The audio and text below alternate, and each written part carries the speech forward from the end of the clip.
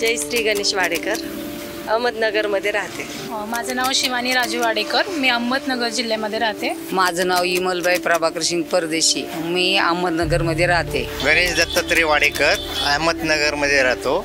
जयश्री संजय उदारे, अहमदनगरमध्ये राहते. माझं नाव स्नेहल युवराज भिंगारे, मी अहमदनगरमध्ये राहते. तेव्हा तर काही नव्हतं, पण खूप धावपळ व्हायची. ट्रीटमेंट तर खूप म्हणजे बेकाराची व्हायची, कारण की पैसे नसायचे. पहिले नव्हतं भेटत. पहिले रोड नव्हता, त्याच्यात पाण्याची सुविधा नव्हती.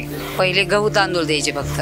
पहिले स्कीम नव्हते, पहिले काही नव्हते. आमच्या महिला बचत गट आहे, आम्हाला लाभ मिळाला त्याचा. आम्ही आता मध्यंतरी आयुष्यमान भारतचं कार्ड काढलं होतं, त्यामुळे आम्हाला आमच्या फॅमिलीमध्ये पण त्याचा लाभ भेटला आहे. आमच्या घरच्यांना धान्य भेटतं फुकट आणि ते 100 रुपयात 5 वस्तू भेटतात. आम्ही 10 बायका आहेत, तर आम्हाला वस्तू मिळाल्यात.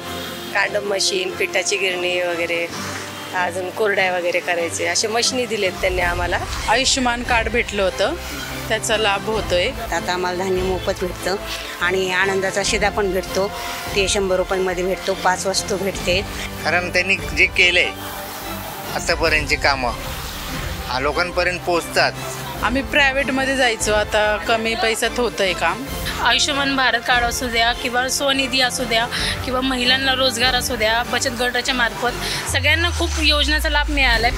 मग त्या मशिनींचा आम्ही 10 बायका मिळून व्यवसाय करणार. STचं पण अर्ध तिकीट केलं. सर्व कामं आता कसे ज्या सरकारने दिलेले कामं ते व्यवस्थित होतात, आतापर्यंत लोकांपर्यंत मिळतात. 10 कुटुंबाचं तरी थोडंफार हातभार लागला त्यांना. केसी कार्डवर आम्हाला आहे ना फ्रीमध्ये मोफत उपचार दिले, त्यामुळे आम्ही गव्हर्नमेंटचे आभारी आहे. मोदी सरकार उत्तम प्रकारे काम करते.